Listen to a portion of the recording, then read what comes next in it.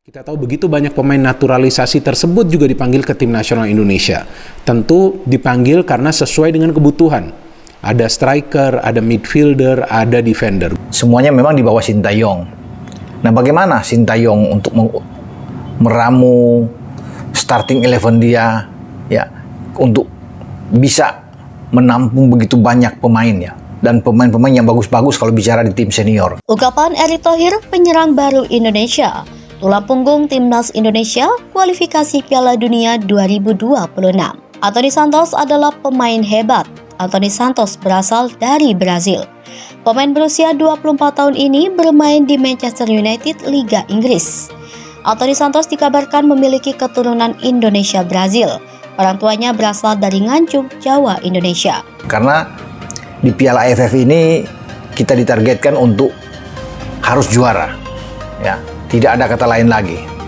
Tidak boleh cukup dengan runner up, tapi saatnya kita untuk berbicara. Walaupun memang banyak yang mengatakan ini ada Thailand sebagai juara bertahan, ada Vietnam, tetapi saya masih berharap bahwa kita bisa menjadi juara. Nah, sekarang dengan pemain-pemain naturalisasi yang datang. Terlihat Erick Thohir dan Anthony Santos bersalaman sebagai tanda resmi gabung timnas Indonesia.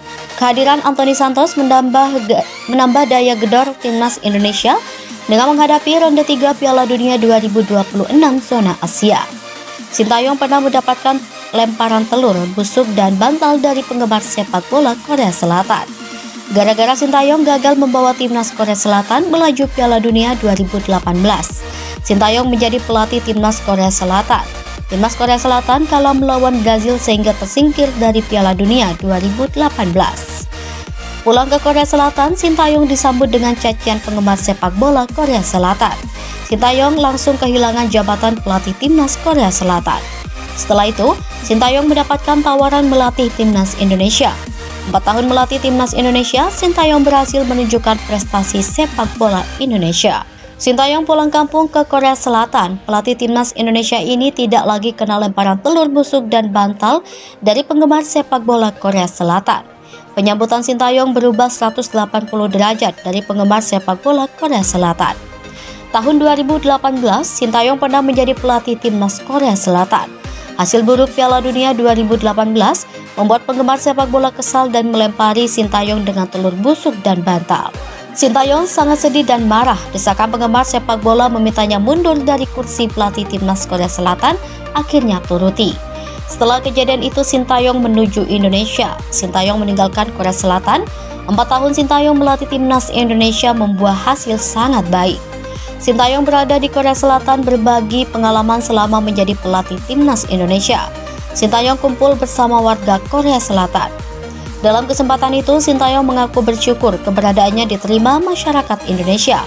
Sintayong mampu menunjukkan kualitasnya dengan melatih timnas Indonesia.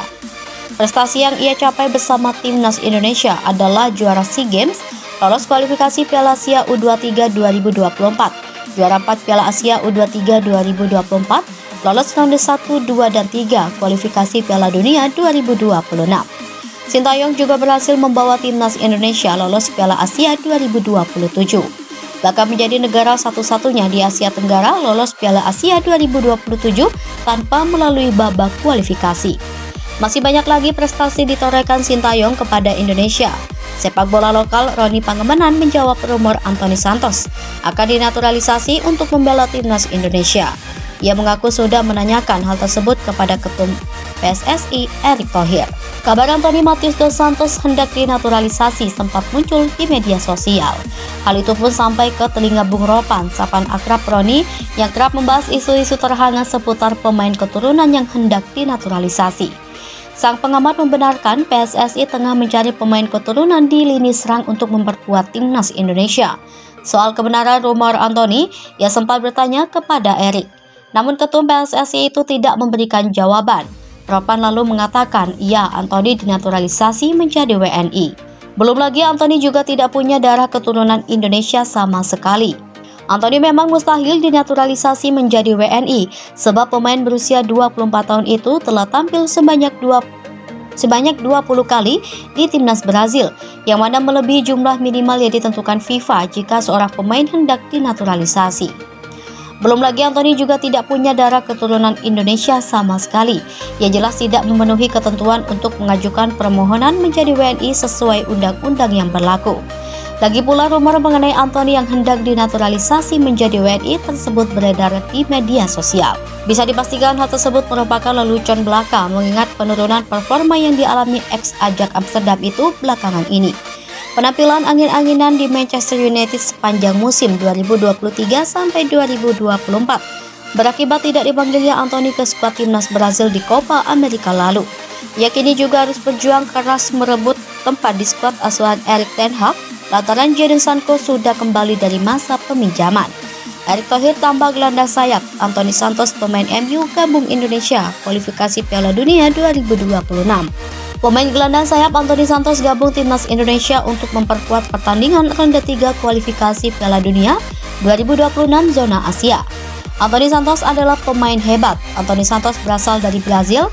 Pemain berusia 24 tahun ini bermain di Manchester United Liga Inggris. Anthony Santos dikabarkan memiliki keturunan Indonesia-Brazil. Orang tuanya berasal dari Nganjuk, Jawa, Indonesia. Terlihat Erick Thohir dan Anthony Santos bersalaman sebagai tanda resmi gabung timnas Indonesia. Kehadiran Anthony Santos menambah daya gedor timnas Indonesia menghadapi ronde 3 Piala Dunia 2026 zona Asia. Sintayong pernah mendapatkan lemparan telur busuk dan bantal dari penggemar sepak bola Korea Selatan. Gara-gara Sintayong gagal membawa timnas Korea Selatan melaju Piala Dunia 2018. Sintayong menjadi pelatih timnas Korea Selatan. Timnas Korea Selatan kalah melawan Brazil sehingga tersingkir dari Piala Dunia 2018. Pulang ke Korea Selatan, Sintayong disambut dengan cacian penggemar sepak bola Korea Selatan. Sintayong langsung kehilangan jabatan pelatih timnas Korea Selatan.